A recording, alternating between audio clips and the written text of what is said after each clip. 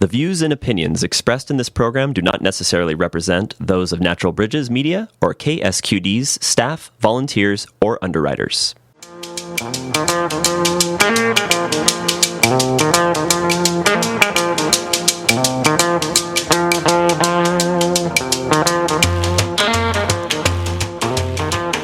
Hello and welcome to Talk of the Bay here on KSQD.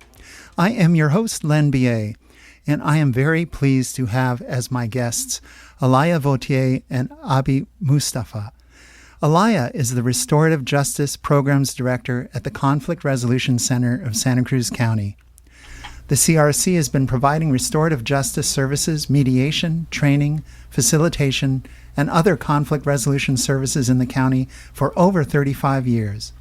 Alaya directs the Parent-Teen Mediation Program, the Victim Offender Dialogue Program, the Reconciliation Project, the Space for Change Program, which is a collaboration with Walnut Avenue Family and Women's Center, and designed the Neighborhood Courts Program for the District Attorney's Office.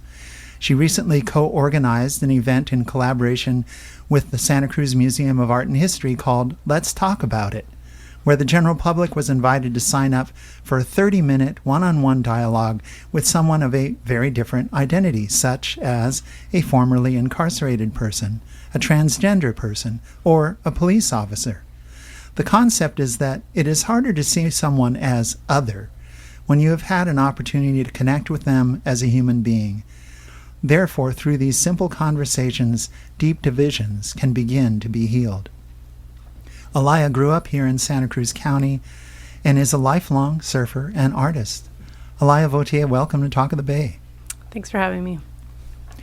And Abi Mustapha is a Sierra Leonean American contemporary artist and social justice advocate. She holds a BA in political science with an emphasis in sustainability from Indiana University. Abi has been creating murals and exhibiting her work in the Bay Area since 2013. She was the Santa Cruz Museum of Art and History 2020 Artist in Residence. In 2020, she initiated the Santa Cruz Black Lives Matter mural and was co-founder of the Santa Cruz Equity Collab. Abi Mustapha, welcome to Talk of the Bay. Thank you. Thanks for having me. Alaya, the Conflict Resolution Center has been around for over 3 decades, yet a lot of people are not familiar with the work that goes on through the CRC. Could you give us an overview of what the organization is about and the services you provide? Mm-hmm. So we provide a lot of conflict resolution skills, training, and services for the community, communication skills as well. We do small claims mediation, housing mediation. That especially became really pertinent around COVID and all the sort of evictions, trying to avoid evictions, trying to help keep people housed. We do workplace mediation, community mediation, so it's available to anybody in the community, things like landlord-tenant, sorry, that's under housing, roommates, neighbors, family, different kinds of conflicts may exist. We also do different kinds of training and facilitation. We do mediation training. We do a basic conflict resolution skills and communication training for the public, de-escalation trainings, and then all the restorative justice programs, which you mentioned. Great.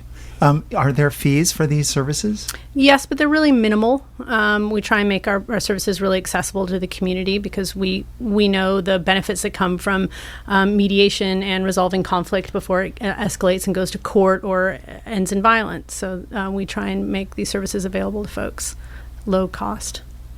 Yeah, and there's been growing awareness of restorative justice as a way of dealing with conflicts of many kinds, and that seems to be central to your work.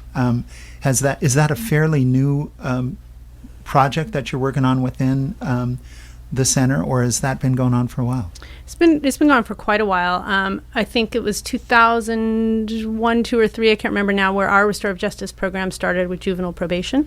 Vicky Osseged started that from scratch. She went to juvenile probation and said we should really start doing this restorative justice program with parent-teen mediation and victim offender dialogues. But it's been around since the 70s in the States and earlier in New Zealand. And of course, it's derived from different indigenous groups and knowledge that's been around since time immemorial. Of course, our form of it is quite a bit different, but that's the influence. Yeah, and I have some background in indigenous studies, if you will, and I'm familiar with it in that context, but really not familiar with the modern manifestation of it. And so I really appreciate that that's work that you're engaged in now.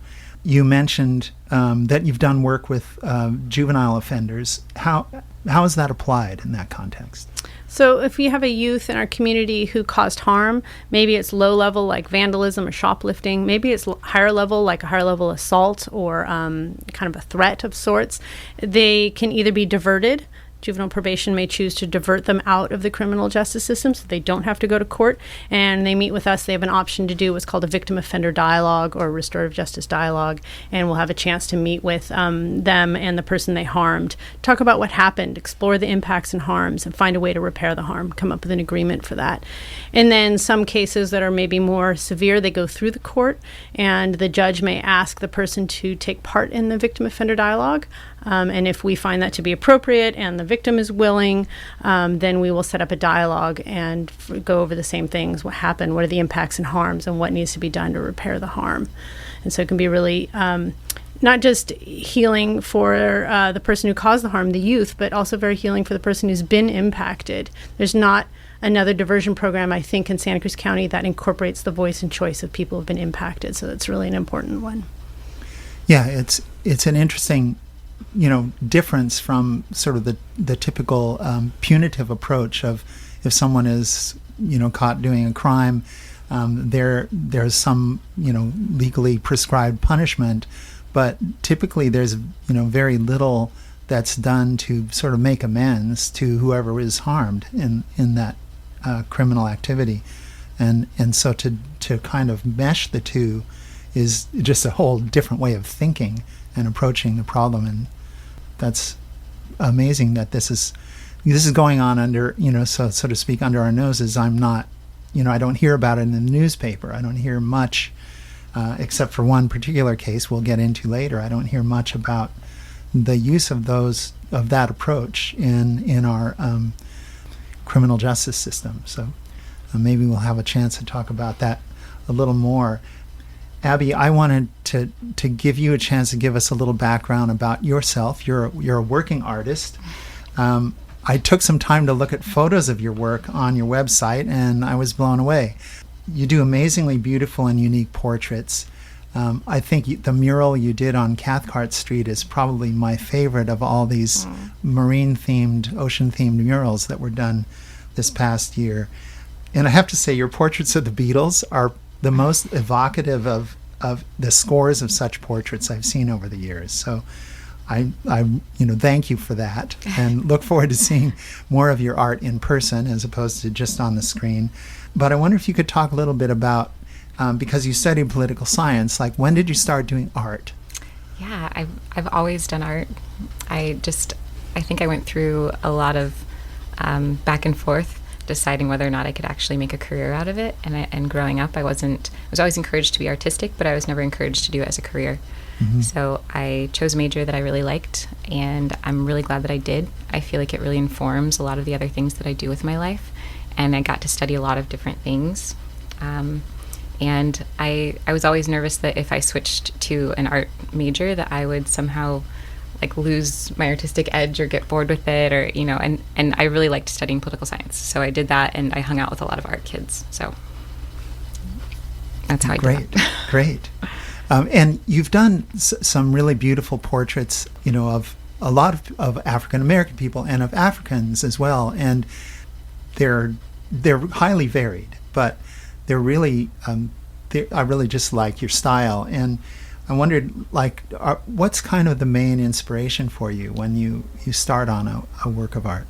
Yeah, well, it has shifted over the years. When I got really, really into doing the large-scale portraiture, I was doing really large-scale drawings and trying to focus on hyperrealism. And I had connected with a photographer named John Kenny to ask if I could use his photographs for some of those portraits of Samburu women and men. And for me, it was really just about trying to capture the detail in the face. And it was a fun project. I wasn't actually initially planning on showing any of those pieces. And one piece got into a show, the very first one that I did, and then it won an award. And because of that, I kept doing those pieces, those large-scale portraits. And that eventually shifted into some other large-scale portraiture in color and oil painting. And it shifted for me in trying to create representation. I see a lot of florally images of women and men, and I wanted to see myself in a lot of that work. And so I started just painting what I like to see, or what I wanted to see more so. And it's pretty diverse. I have a interracial background, and so for me, there's so many people in my life that help create who I am. So I wanted to see that in my own work, and that's where a lot of that came from. I love being outdoors, and I worked in agriculture for a long time, in permaculture. So including a lot of plants has always just been the extra piece that brought it all together. Right. Yeah, I love you. You even did an image of a whole lot of wildflowers in the shape of the state of Indiana, which I really appreciated. You were both involved in the Black Lives Matter mural that fills the street in front of Santa Cruz City Hall. That mural was defaced by a couple of young men in 2021. And there's been a process, really a restorative justice process in dealing with that crime, fostering dialogue. And now you're, right on the verge of preparing to repair and repaint the mural. Is it this coming weekend? Yes, this Saturday. Great. So I wonder if you could tell us about if you could take us back to the beginning when you, Abby, first got involved in making the mural with other people, to what happened subsequently and where we are today. Yeah. Well, the idea started in 2020. In 2020, the idea started after George Floyd, and I had friends in Oakland who were painting a mural there who called me and said, "Hey, come up here. We're doing this thing tonight." And I was like, "No, I can't tonight. I have to work tomorrow, and you guys are probably going to get arrested."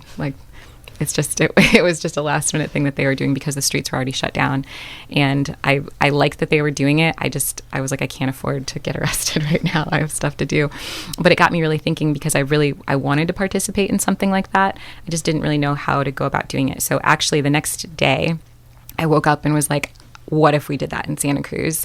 And I text Justin Cummings. He was the mayor at the time, and we're also good friends. And I said, "Hey, I want to paint this mural in Santa Cruz. I want to see what would happen. I want to see what the community would think of it." And in my head, it was an easy thing. Like, we'll just get a bunch of people, we'll go out and paint. And Justin said, "I love that idea. Absolutely. Get a permit."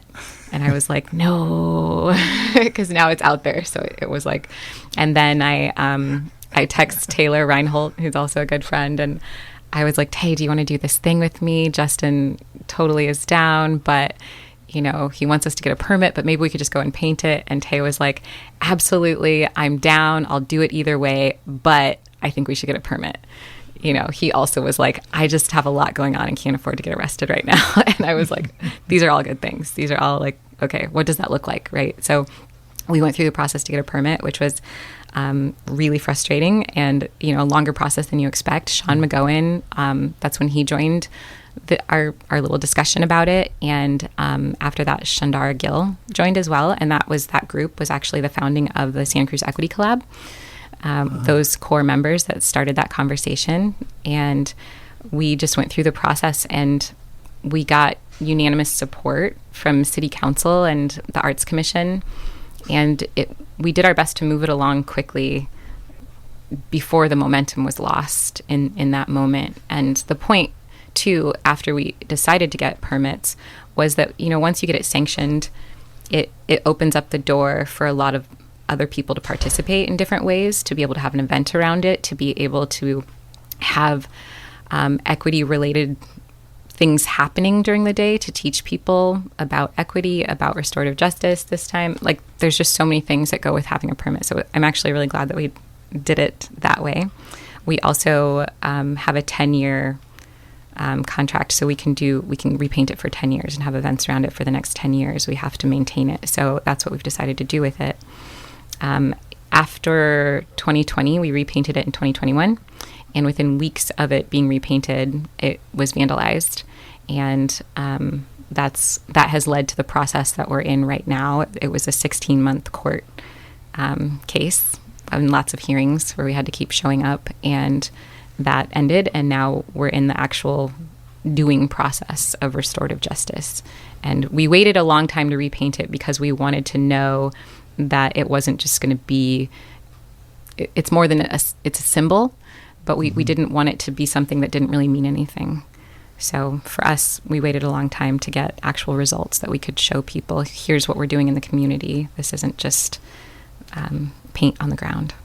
Yeah. And there was a march on Monday that ended in front of the City Hall, and to have all the organizations represented, to have people, people were even doing a kind of a long sheet of paper with their reactions to the mural and to where things stand, and to get so many people involved really is a way of building community, which is quite different than just, as you say, just paint it, like it's just another street sign kind of thing. It's not. Mm-hmm. It came out of a lot of collaboration and unity in the community, and it represents that. So that's great that it's come to this point. If you're just tuning in here to Talk of the Bay here on KSQD, my guests are Alaya Vautier, the Restorative Justice Programs Director at the Conflict Resolution Center, and the artist Abby Mustapha. Alaya, so you were involved once these young men were apprehended who vandalized the mural, and I wondered if you could tell us what part of that story you know about. Well, I didn't get involved until about the sentencing hearing when probation was doing the sentencing report, and they wanted input on what what a restorative justice response look like. But I just want to emphasize that the call for restorative justice came from Abby and the collab, and it was really them that pushed for that. Probably, I'm imagining with some strife and some pushback from the community. So I'm happy to hear about that as well. But so, probation, I was talking to probation on what would a restorative justice response look like, and what that looks like is really what the community wants and what the people impacted want and need. So it's really their voice and their needs that should be centered.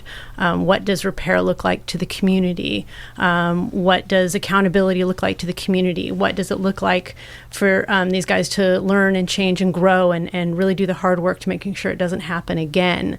So that's really, restorative justice is not one size fits all. It's not a pre-prescribed thing. It's really organic. It's also why it takes time and effort, and it's not the easy route. And it also should be, it's going to be the more impactful route at the end of the day. But that process is really informed very much by Abby and the collab and a lot of community members who we talk to in different parts and processes. So I can share with you in a bit like what kind of this process looked like. But I'd love to hear from Abby and what inspired you to go that route. Yeah, well, there were some people from the community who suggested it. There were some people who were really not into it at all. I think it started at the police station the day after it happened. We all went there to talk to Andy Mills he held a press conference essentially, and a lot of people showed up, and people were really hurt by it. They were really frustrated. Some people thought that it wasn't a big deal. They were just young people, like kids being kids kind of vibe. And I think for that's where it triggered in me this idea that like they're allowed to be kids because of the color of their skin. Like historically, when Black people do things that these young men did, they're treated as adults who know better. And they're also like treated much more harshly. And so it was like, okay, that actually just shouldn't stand here, but we don't necessarily want to go the route of like putting people in jail over this, because we also know that doesn't work. And so I know a lot of the community wanted that. A lot of the community wanted to do other harsh things, and the people who were really advocating for restorative justice were people who knew more about it than I did. And so it was a little bit of research and a little bit of talking within the collab.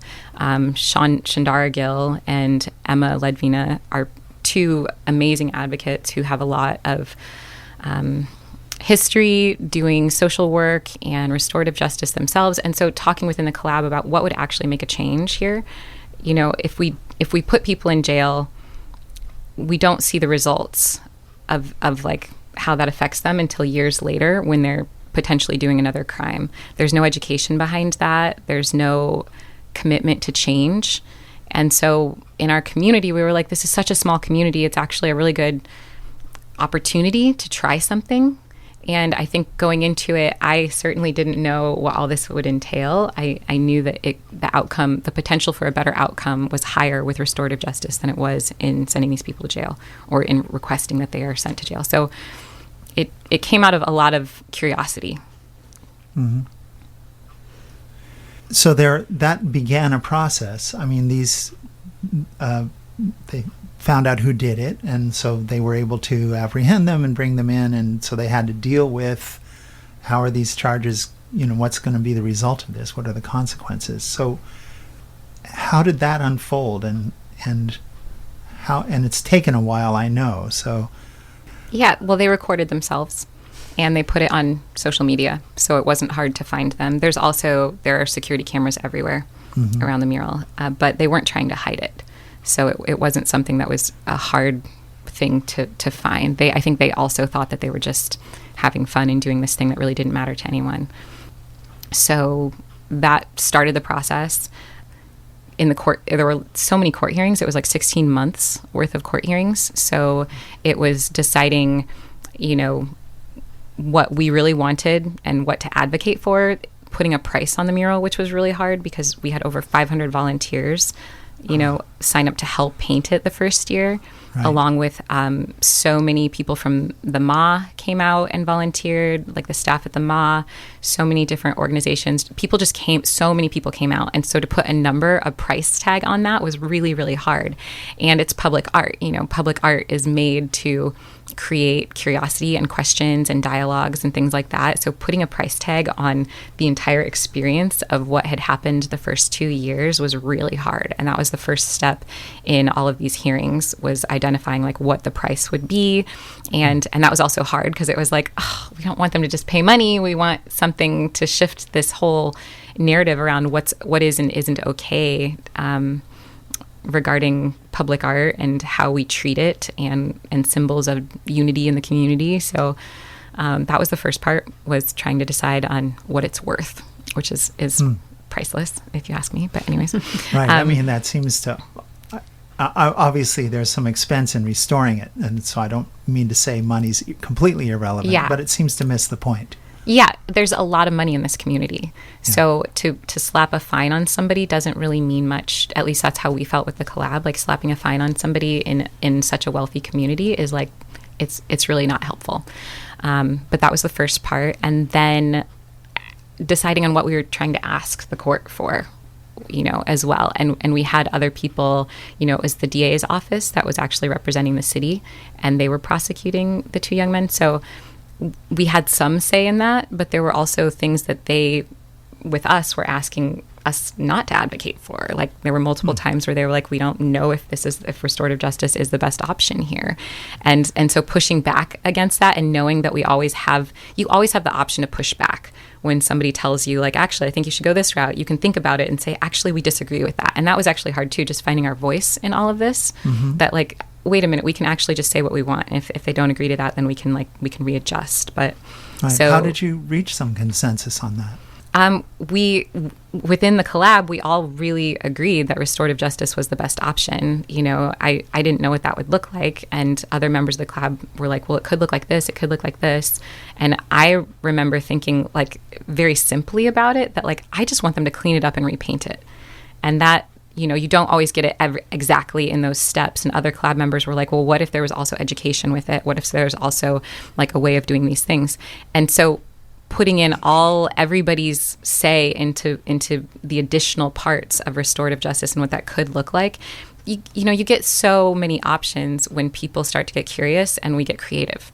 So it was a lot of conversations about the potentials and possibilities, and we hadn't ever seen it before too. So there was the idea that maybe we're asking for too much, or maybe it doesn't matter, let's just ask anyway. So my main thing personally was that if you make a mess, you have to clean it up.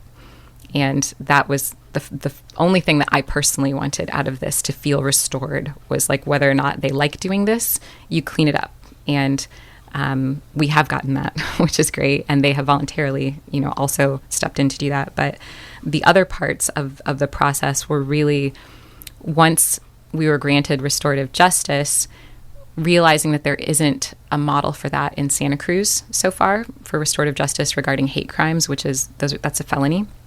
And so then realizing we might have to create that as well. And that has shifted a whole lot too. And I think that's around when Alaya stepped in, was like, hey, I'm here to help create this restorative justice process. And we've learned a lot in just going forward with that too. Yeah, and because it is a hate crime, do you sense that you've created kind of a model for how such things might be handled in the future? I do. I think that we've at least set a precedent. There's so much more to it than them just coming out and repainting. And Alaya can talk about some of the other things that they're doing. We've done a victim offender dialogue with one of them, but they're also they're taking classes and they're learning, and it's almost adding additional education that all of us should have gotten in school anyway.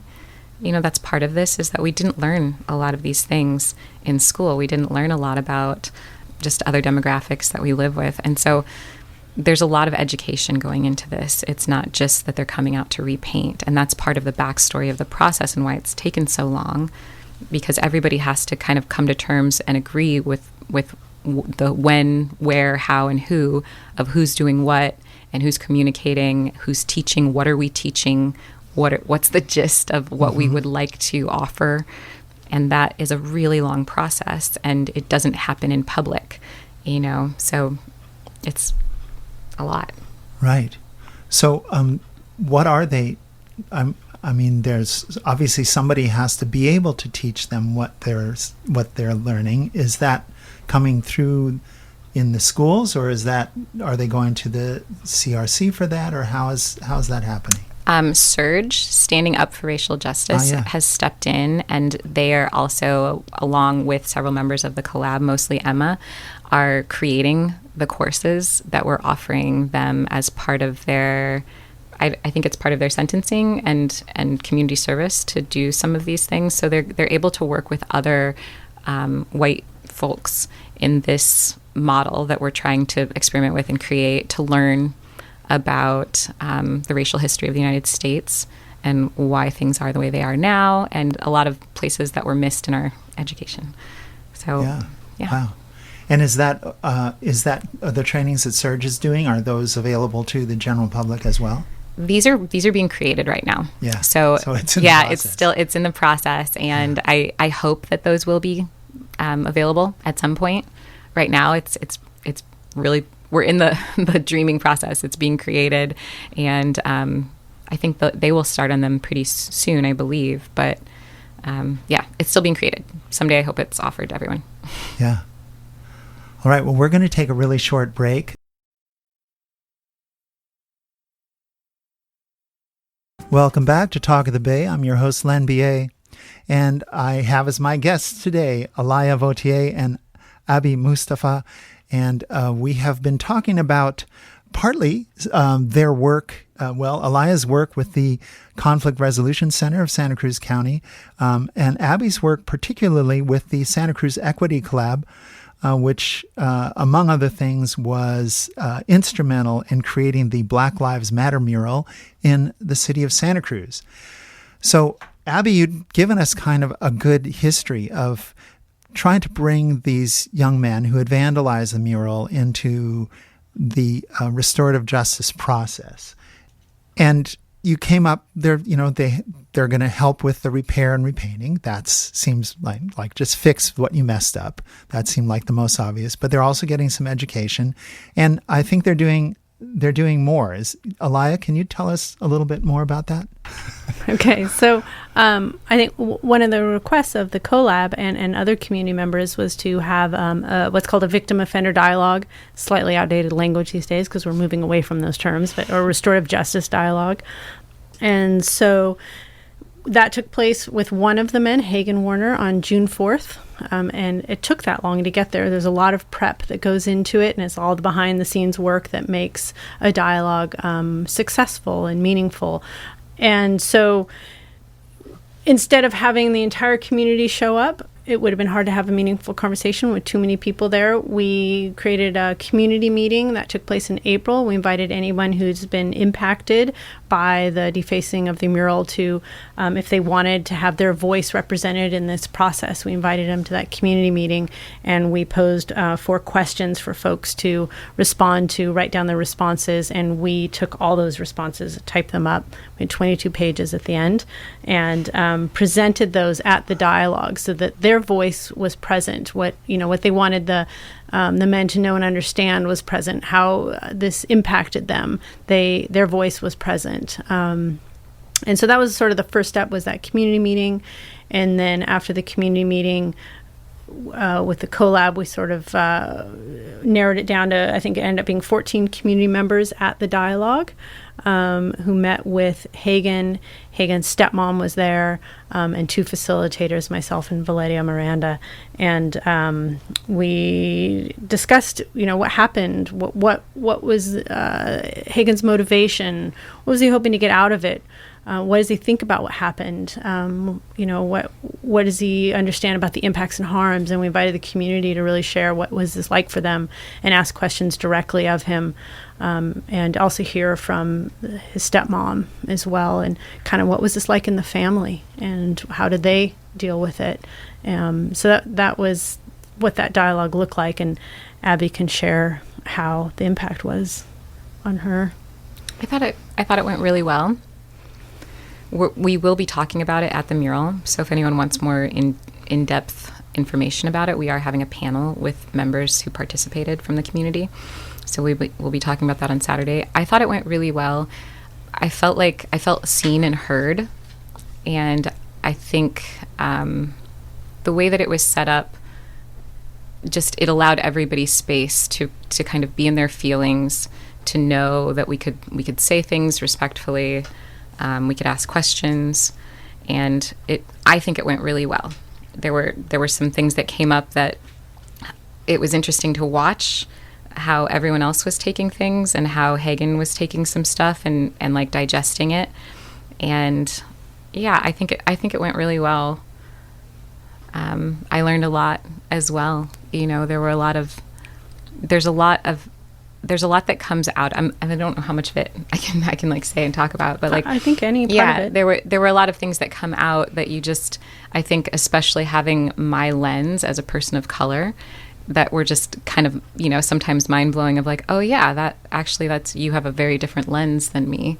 The idea that somebody would say, well, I wasn't really thinking, I was just hanging out with my friends and we did this thing, or you could be influenced by your friends to do these things that I have to think about all the time, that I would never, because I know that I would be treated a certain way if I did certain things. So to hear other people express, or like, young man who did it express that like, well, I wasn't really thinking about it. I wasn't thinking of it because I hate Black people or anything like that. It wasn't that. And so it was like, oh yeah, there's like a whole other demographic of people who just doesn't have to think about these things. And so the levels of privilege start to come out in the way that we talk about our experiences.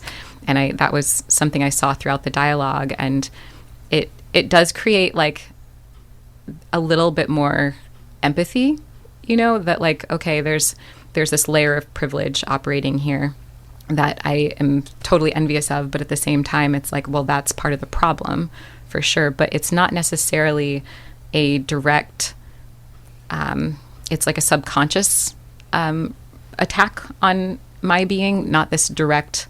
It wasn't as much of a direct hit as it had felt the day that it happened, if that makes sense. Mm-hmm.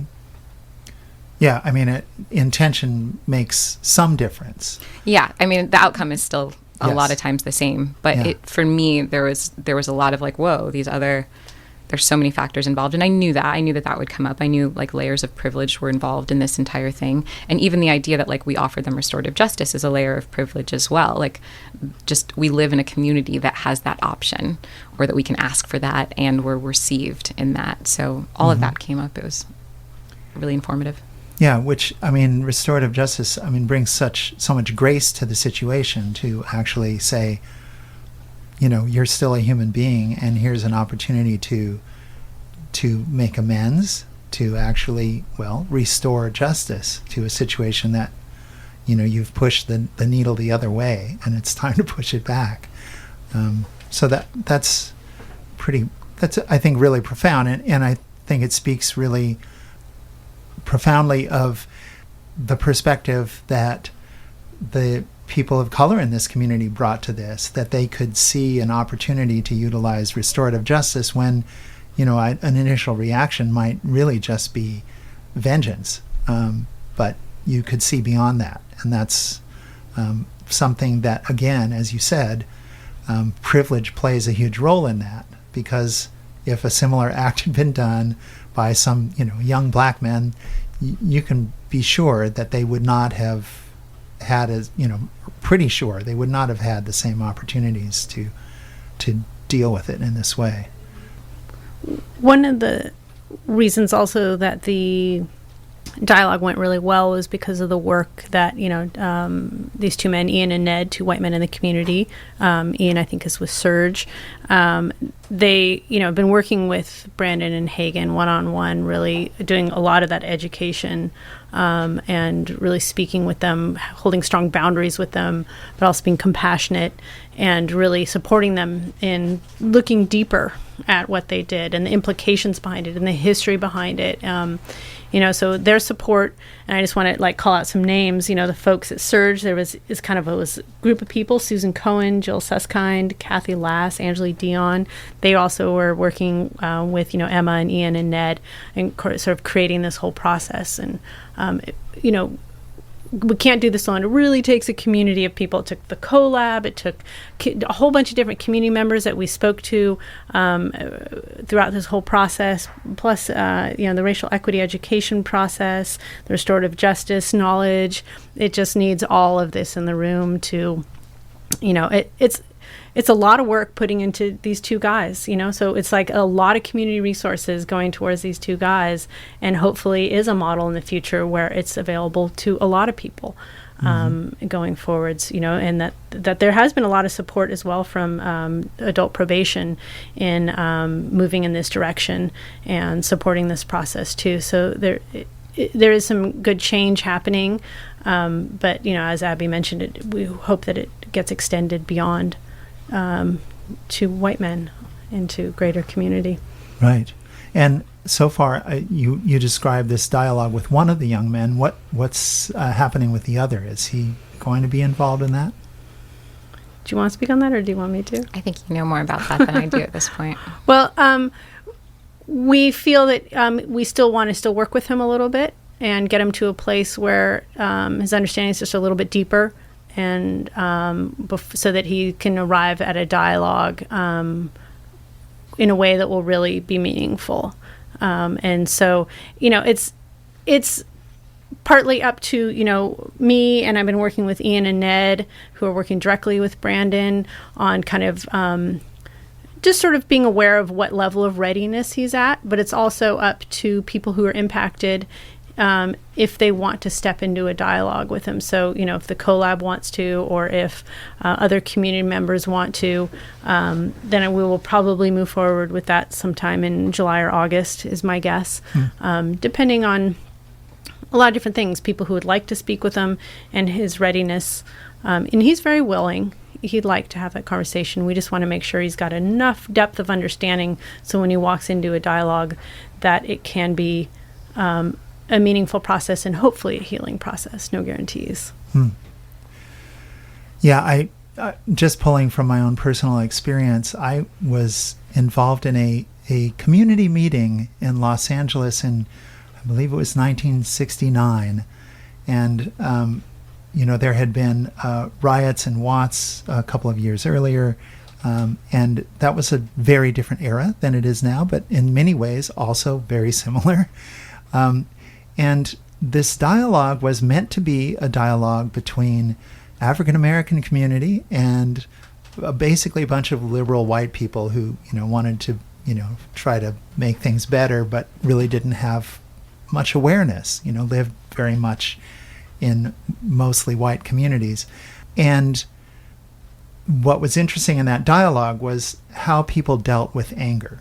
And there was a lot of anger on the part of a lot of the African American participants. And when people were reactive to it, it has stuck in my mind, and so I'm just sharing that one of the men who had been really speaking most loudly and vehemently about the injustice that Black people were facing on a daily basis in their communities, and directing some anger at the white folks in the room in a sort of a general way, he said, "You don't get it. Like, you think I'm being too angry. I'm being too loud. There's a lot of people who won't even come out and talk to you because they're so angry they can't talk to you."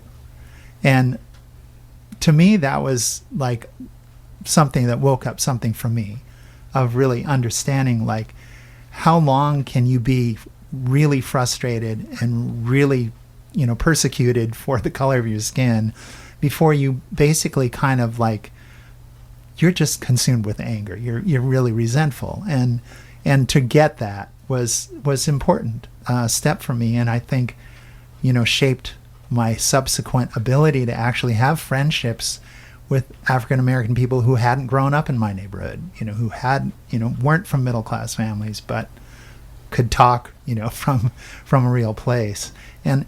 So that education is big, and I think in dialogue sometimes people aren't able to hear when somebody's outwardly angry. They have a hard time taking it in because they become defensive, they tighten up, they get afraid. And so I wondered if you could talk about the restorative justice process and how you work to help people get past their reactivity to actually be able to listen. That's a good question. So there's like a baseline level of, if we're going to move into like a victim offender dialogue, is that first of all, the baseline level is the person who caused harm has to admit to having done the act, right? They don't have to experience remorse or be sorry they did it. That's just your first baseline, because if they didn't do it, then they should be going to court or whatever, some other process to either defend themselves or not. So they say they did it. And then we try and work with folks and determine, do they have a level of remorse? Do they have an understanding of impacts and harms? Usually most people, if they've been through the criminal justice system, they kind of feel like they've been victimized themselves. So you have to offer a level of empathy there. And once they feel like they've been heard and listened to, then they can kind of extend a little bit of empathy towards maybe the people they've caused harm to. So the work that like Ian and Ed are doing, and some of the work that I was doing with those guys too, was just exploring all these ideas. Like, what do you think was the impact and harm? What do you think it was like for Black people in this community to have seen the mural and hear about what happened? Are you remorseful? Why are you remorseful? Why are you sorry? Are you sorry for your own sake because you don't want to be seen in a certain way? Or are you actually sorry because you caused harm? So we just do a lot of exploratory conversations with them to just sort of move people towards greater understanding and trying to arrive to a place of remorse on their own, of like, oh yeah, I shouldn't have done this. And Hagen said something really interesting in one of our meetings. He said, I shouldn't have done it. I could have stopped it, but I didn't stop it.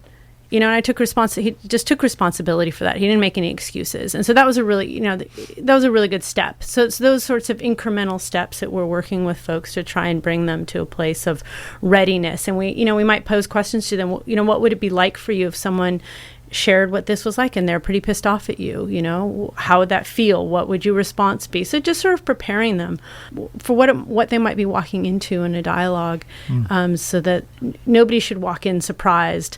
We can't predict everything, but, they should have some idea of why people are angry, and I was actually surprised on how mellow everyone was in the dialogue.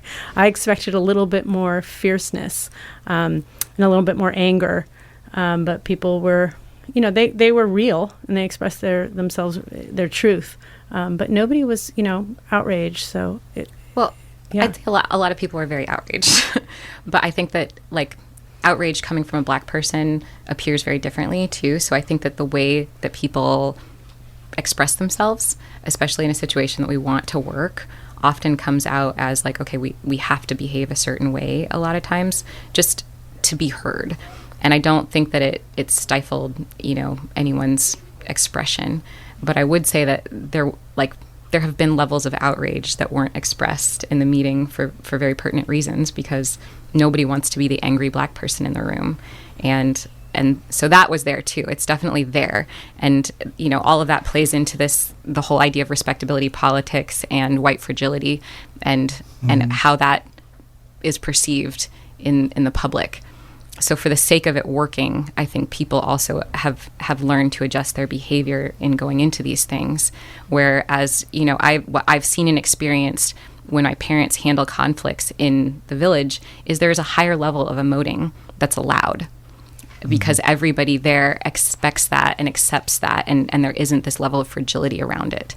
So when people are angry and yelling and screaming, there's a different level of ability to hold space for that and to come back to figuring it out that I don't think that we've gotten to yet in our current climate or in our social system in Santa Cruz especially, and especially between with hate crimes, and especially between Black and white people in our culture right now. I would love to see that someday, but there is something to be said about the level of fragility and respectability politics and how Black people have learned to show up and kind of code switch sometimes and feel like they need to express in a way. It's almost like speaking your language so that you will then hear me, if that makes sense. Absolutely. Yeah. Yeah. Yeah. And the code switching is such a common, learned skill for so many people of color because of... It's a survival skill. Yeah, it's a survival. So because, the reactivity can be so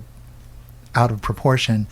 And Aaron Johnson, who does an enormous amount of education around racism and white privilege, really brought this home by demonstrating in a workshop, and he's a Black man, and just demonstrating being angry and then stopping being angry and just letting people respond how did that feel?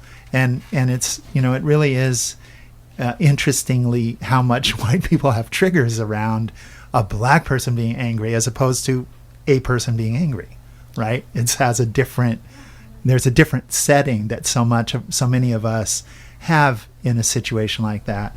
And, and yet, a lot of us can look back a couple generations and remember relatives who always shouted at each other and got angry over everything and were very passionate. And yet somehow now in this day and age, that's, in the public sphere is ooh, oh dear, we have this, we're pulling away and we stop listening. So yeah, I just want to say, how much I appreciate that this work is going on in the community. We have a little bit of time left, and I want to make sure you give listeners an opportunity to know about what's happening on Saturday and if there's a way for people to participate or at least show up and support what you're doing. Yeah, we have a volunteer sign-up sheet on the Equity Collab Instagram page, and it's the SC Equity Collab. We also have volunteer and donations that are being received by Yoga for All Movement at yogaforallmovement.org. And you can donate there. You can volunteer to sign up. Right now, our morning shifts, our before noon, is pretty heavy, and I think we're pretty solid on volunteers before then. If you want to come in the afternoon, just sign up. We'll also be taking we have some space for people to walk in and paint, hopefully. There's still volunteers signing up, so it's getting pretty full.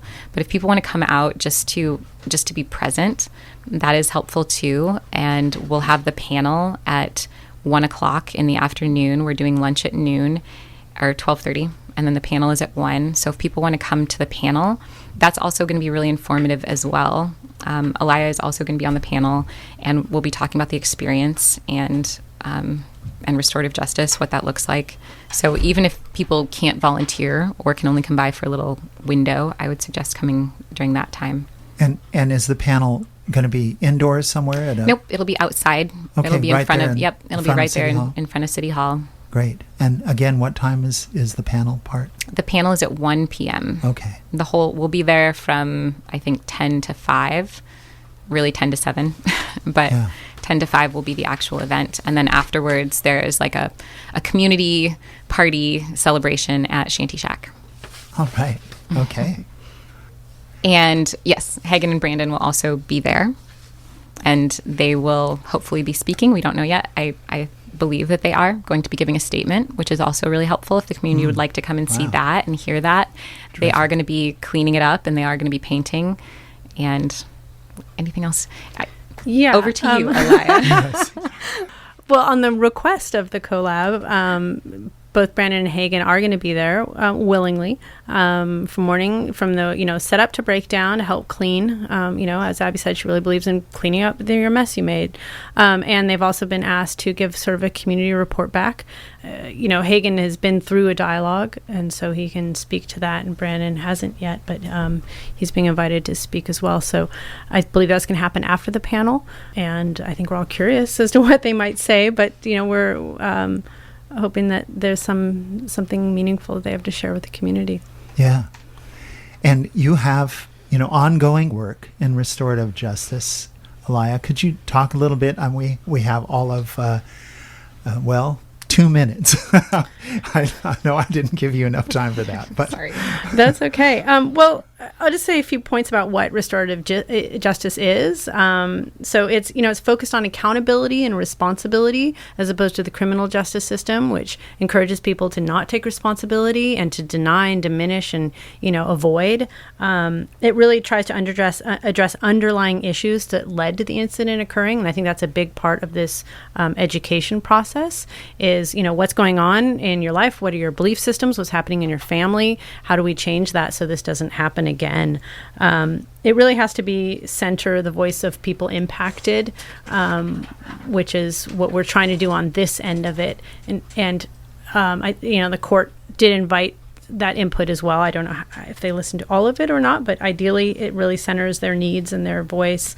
It supports the person who caused the harm to accept responsibility and understand the impacts and then carry out the resulting obligations. So we're really doing that with Hagen and Brandon, encouraging them to accept responsibility. What does that look like? What does taking accountability look like? There's 5 steps of accountability that I'm aware of that we're trying to work with them on, and really helping them reflect and see what led up to this and what do they need to do now. What's the hard work that they need to do going forward to make sure this doesn't happen again? That's a really big part of restorative justice. And it should really support people who've been impacted.